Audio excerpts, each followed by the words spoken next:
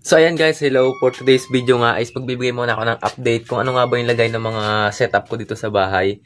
So ngayon guys, nagkakape muna ako. Kasi naman guys, diba nagtrabaho ako sa Manila, nakabot ako doon ng 2 months. So naiwan yung mga setup ko dito sa bahay nang hindi ako yung gumagamit, kundi yung nanay ko lang tsaka yung pamangkin ko.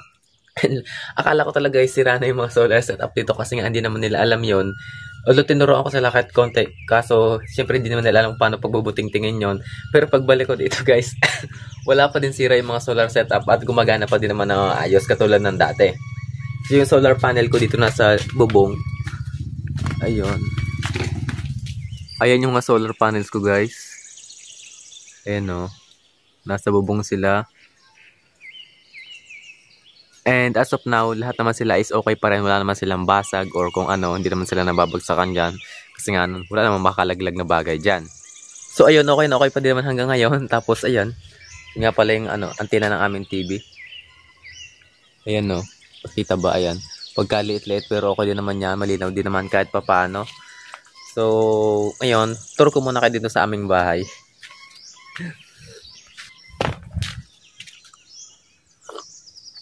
Ayan, ito yung bahay namin. Yan, di ba magulo? Ibang-iba sa Manila na dikdikan.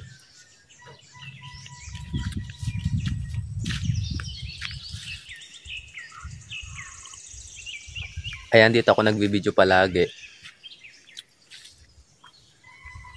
Tapos, ayun naman yung kubo namin na maliit. Ayan, dyan ako naglalagay ng mga solar na maliliit dati, tsaka yung strip light.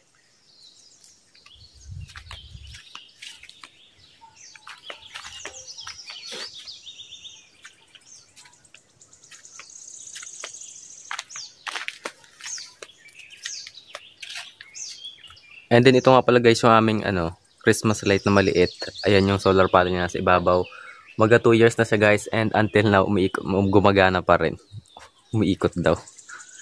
Tapos ayun naman yung solar panel namin na nireview ko dati. Until now gumagana pa rin yan. Wala pa din siyang problema hanggang ngayon.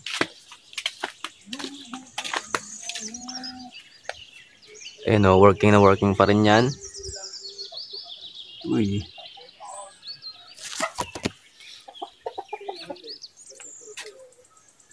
Ayan, dito sa likod, usual, yung kurtina pa ding pangit, nandiyan pa rin, hindi pa rin siya nawawala.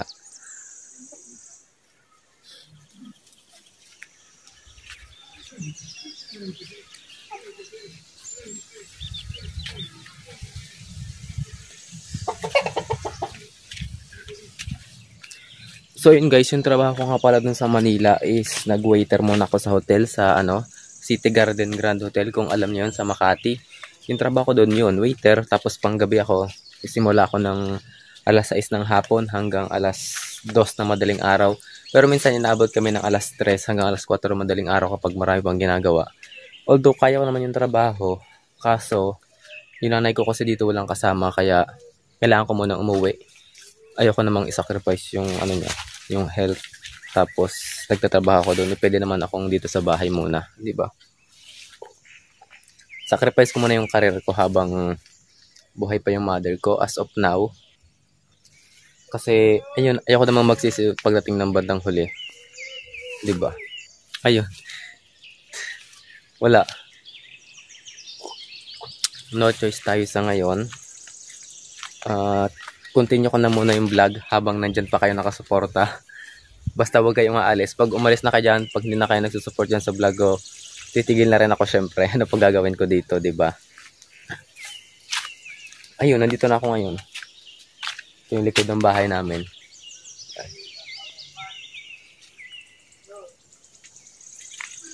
Yung nanay ko kasi guys, marami na ring sakit.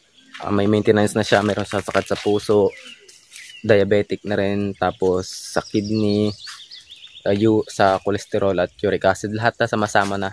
Tapos matanda na rin nga, senior citizen na rin. Walang kasama dito sa bahay. So, ako na lang muna dito. No choice tayo. Ito nga pala guys yung tanim kong orange. Ayan. Nagtanim ko ng orange dati. Tapos, ayan, malaki naman na. Nagtanim din ako dito ng mansanas kaso nabuhay naman ng mga hanggang baywang. Kaso namatay din. Ayan. So, dito naman tayo sa loob. Ito nga pala guys yung ilaw namin sa labas. Yan o. Ayan, working pa rin yan hanggang ngayon. Tapos dinamitan ko lang siya ng ano dito. Yun ng buck converter. Kasi sobrang lakas kasi nung naka 12 watts yun. Sobrang lakas naman ng ilaw. Malakas din siya sa battery. Kaya nilagyan ko siya ng buck converter para mas mahina yung power niya. Kontrolado baga kung ganun. Tapos dito, ayan, may mga ilaw din kami dyan. Actually, bago ako umalis sa papunta ng Manila, nagkabit na agad ako dyan ng mga DC na ilaw. Tapos ito yung aking ceiling fan na 12 volts. Ayan, nakakabit pa rin yan sa kanyang setup. Ayan Until now guys, gumagana pa rin yan. Ayan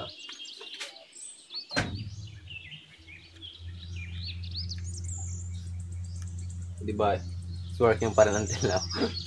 Tapos meron pa kami mga ilaw dito. Ito na lang yung aming AC na ilaw dyan na ginagamit ng inverter. Tapos ito naka 5 volts na rin yan DC. Tapos yung sa CR, ayan, naka 5 volts DC na rin yan. Tapos dito naman sa loob, yun yung aming TV. Tapos ito naka DC na rin yan. At lahat sila is ginagamit nun namin sa solar. Ito yung washing machine. Ito na nga pala guys yung pinto ng aking kwarto ngayon. Okay na rin siya, napagawa na. Wala na lang siyang sarado ng bintana as of now. Tapos wala pa rin siyang kisame. Pero as of now hanggang as of now na lang muna. Tama na muna yon. And dito naman yung solar kong setup na maliit. Ayun, naka 16 ampere hour battery guys. Matagal na yan. Until now gumagana pa siya sa ilaw. Tsaka nagcha-charge din ako din ng cellphone na maliliit. Ang ilaw niya naman ay ito, ginagamit ko sa gabi. So try natin buhayin.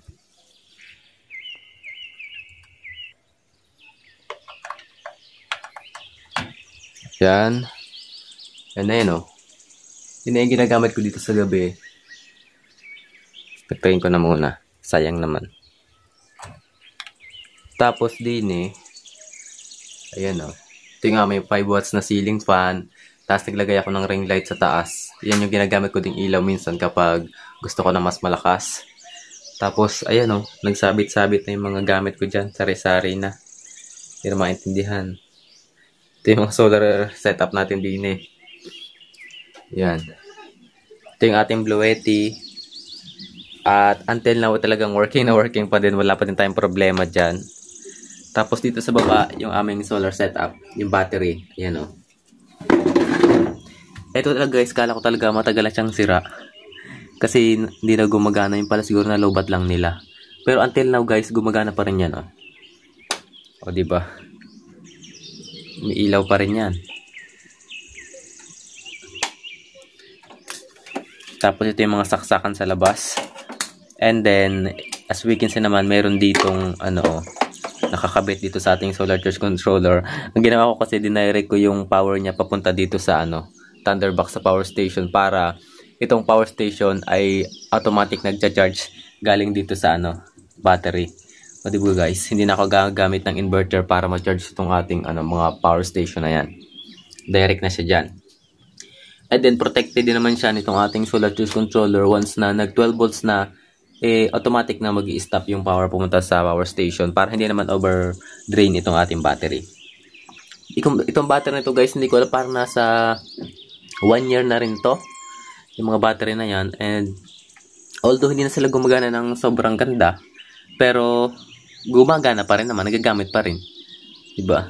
So next time, mag-upgrade tayo ng battery siguro. Comment nyo kung anong gustong battery nyo yung gusto nating i-test. Gusto ko sana yung LB Tapsa na lithium iron phosphate. Kaso medyo mahal yun. Pero kung gusto nyo i-try natin, sige, try natin yan. Comment lang kayo dyan. And then, ayan. Ito yung nagka-capacity test ako. Upload ko to soon, guys. Nagka-capacity test pa ako. Ang tagal kong matapos. Halos sa linggo na yan. Hindi ko pa nayayari. Kasi naman ang tagal malobat. Yan. So, ayun lang muna yung update ko ngayon, guys. Habang tinatapos ko yung mga ginagawa ko dito. Yan. Ang tagal ko bago makayari ng mga ginagawa dito, guys. Lalo ng capacity test. Inaabot talaga ako ng magdamag, hindi ko pa nayayari. So ngayon guys, ay pupunta ako sa bayan kasi wala daw gamot si mother ng Trajenta, gamot sa sugar. Ayun, Trajenta lang. Trajenta lang, Nay? Yun yung gamot niya marami.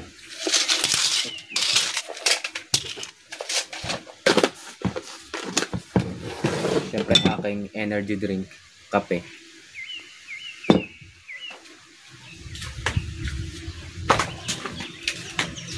Hello to my vlog. Pagkagay mo sa mga templado, paano kung makakahilo ang vlog mo? Hindi makapagmarites ngayon.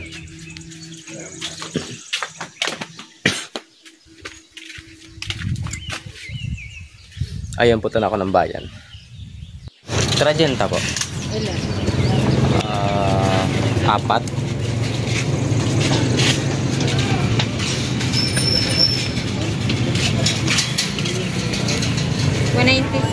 Ano ba? Apat lang. Pag 5? 10. 490. Yun, 10.